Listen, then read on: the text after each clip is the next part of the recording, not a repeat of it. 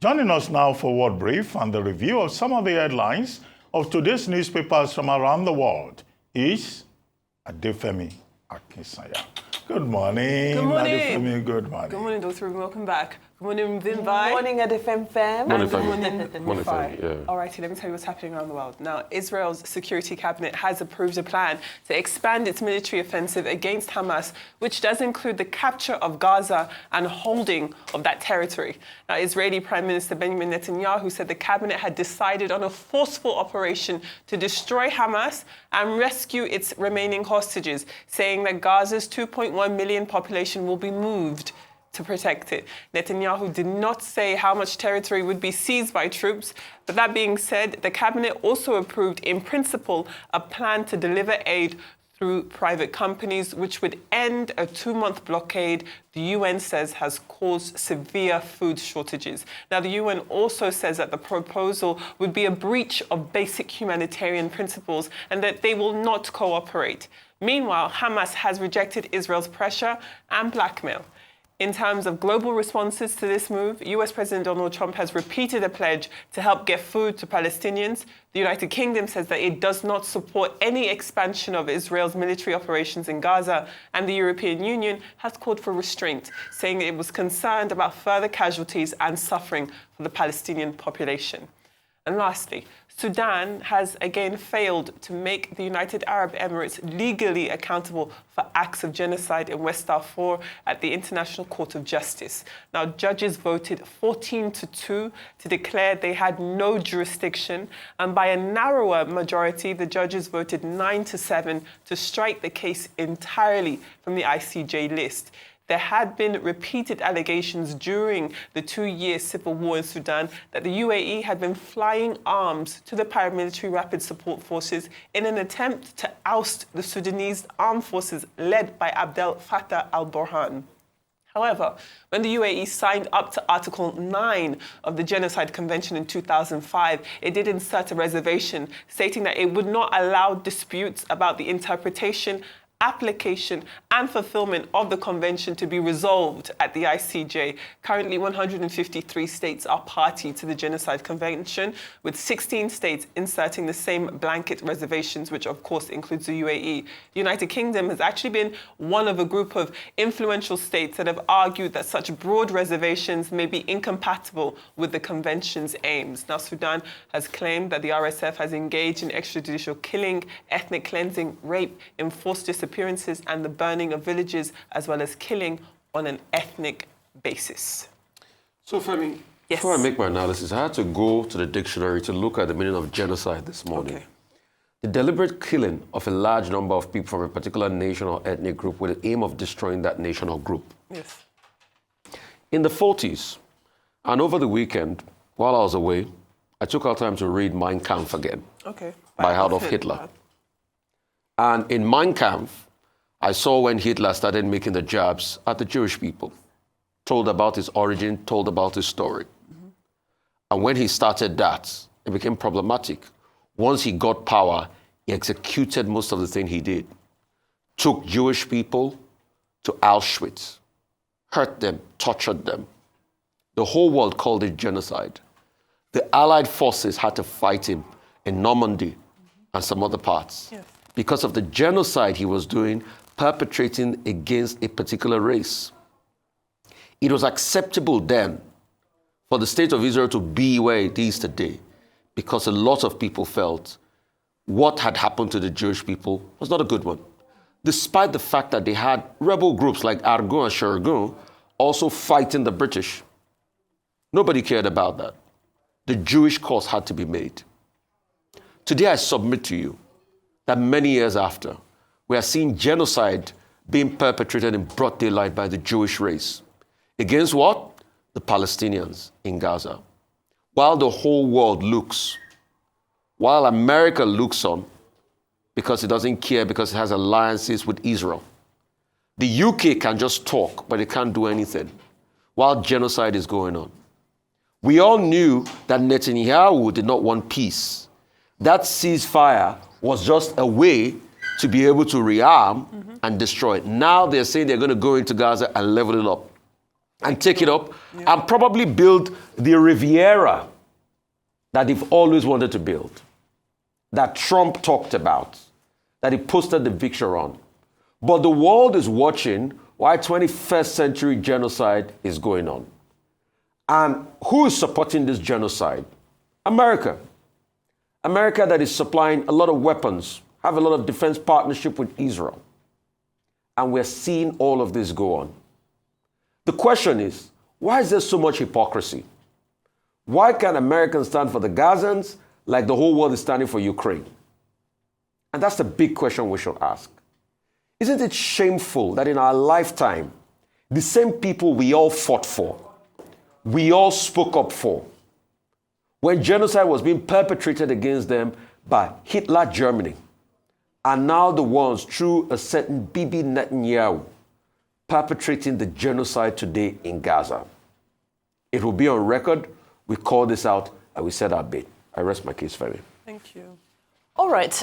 To Sudan and this case from being thrown out of the ICJ, which is hugely disappointing that a case that's this significant would be thrown out based off of, well, I mean, legal minds would interpret it better, but to me it seems like a technicality because it doesn't negate the situation. It doesn't negate the fact that there's overwhelming evidence that is still available, it can still be, unpacked.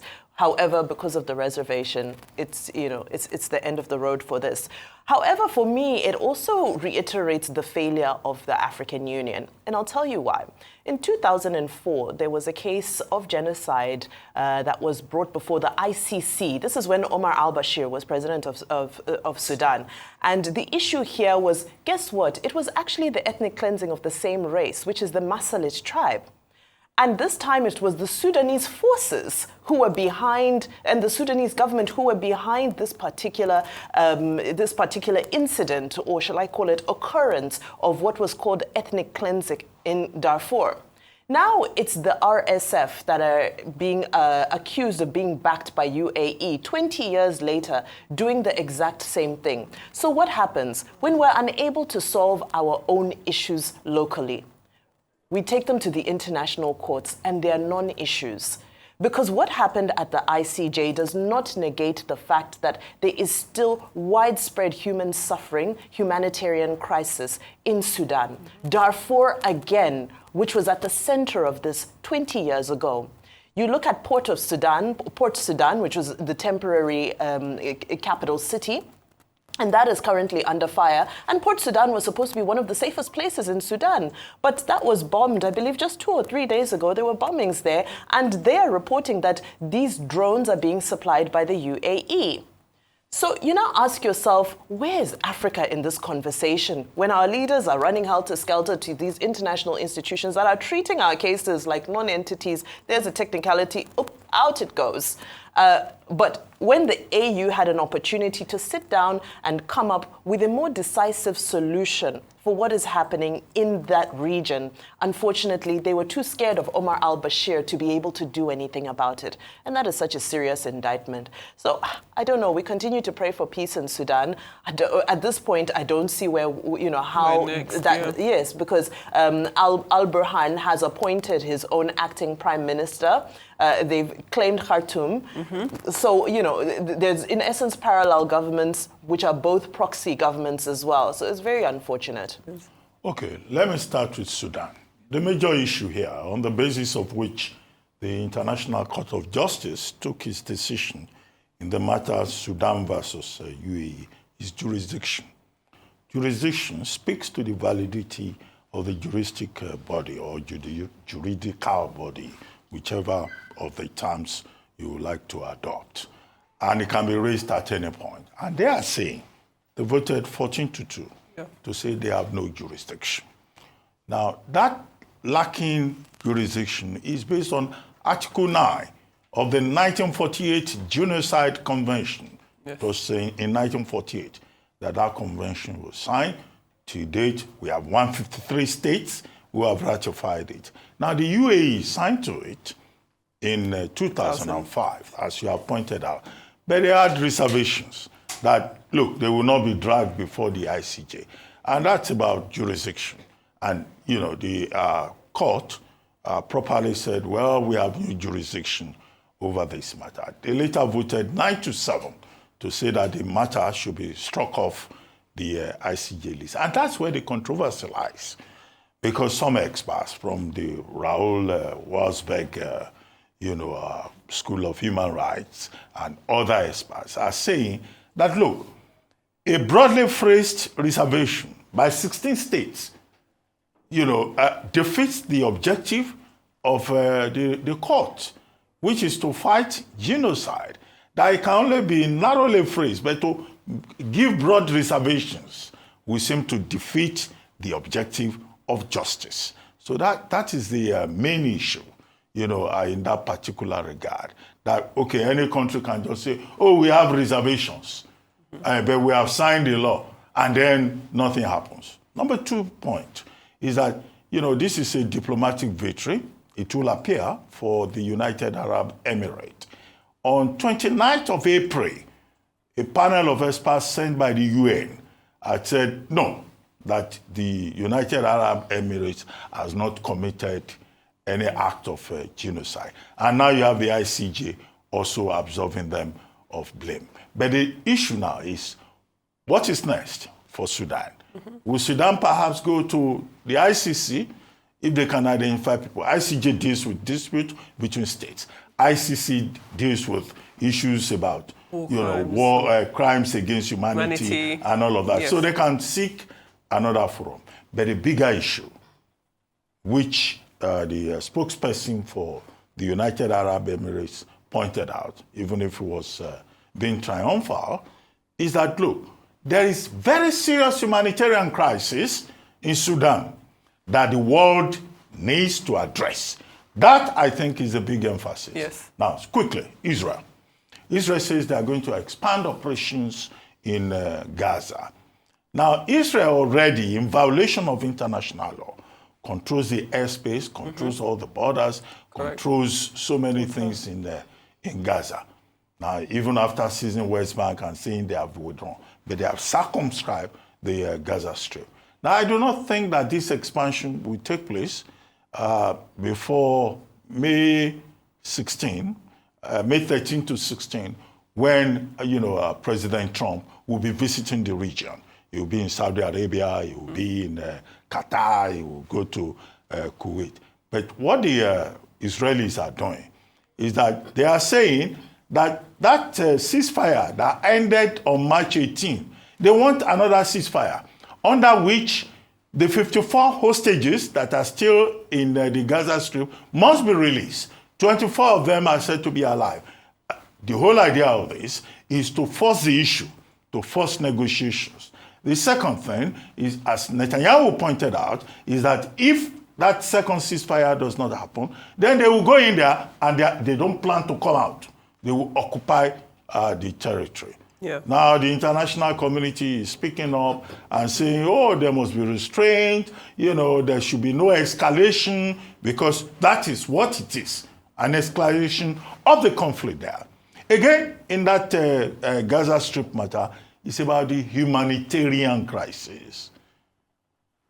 The Israelis, they are blocking humanitarian aid. Right. Now they say, oh, private contractors will be engaged to provide humanitarian aid. I don't trust them on that score. I don't think that they mean well on that score. But Netanyahu is under a lot of pressure at home. And then let's see whether the international community, that has not been a fair arbiter in that conflict, would have a change of mind. And let's see what Donald Trump will say, because it seems to be a major factor, not just in Canada, also in Australia, and also in the Middle East, and also in Europe, Russia versus Ukraine. There we go.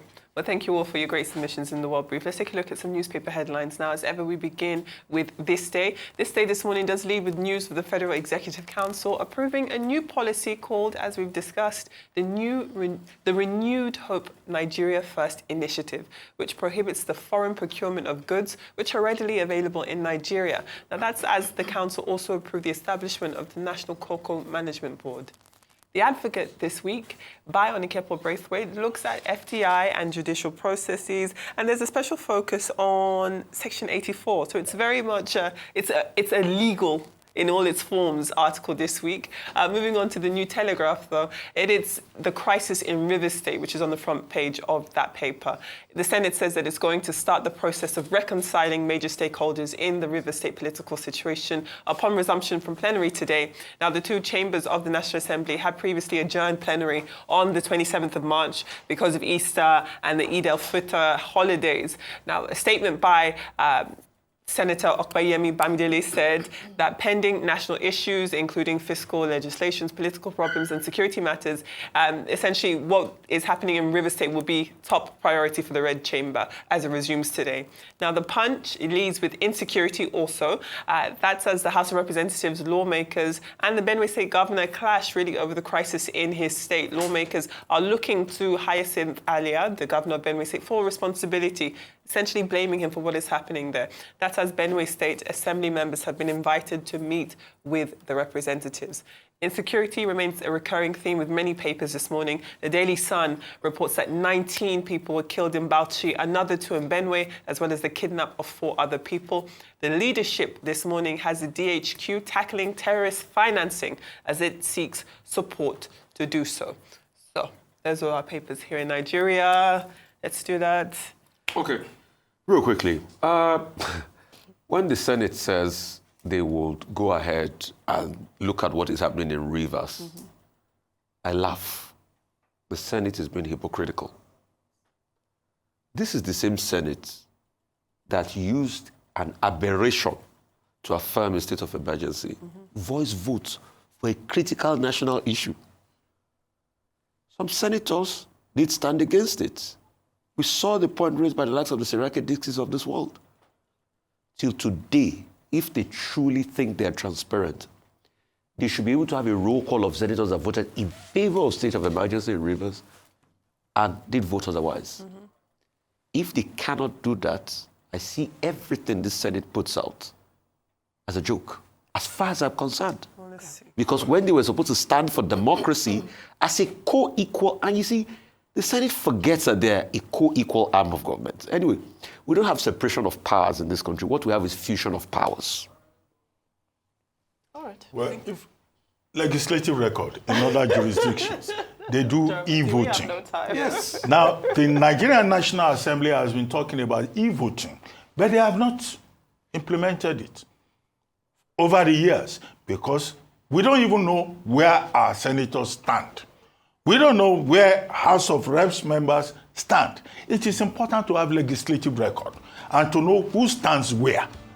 This is where the point about advocacy is in terms of accountability of the lawmakers. It's not enough for them to just stand up and talk. No, that's not how it's done anywhere else. Agreed. All right. All righty. I'm going to reserve my comments for a day when we have more time. Thank you so much, Edefemi. Always This has been a great segment, as always.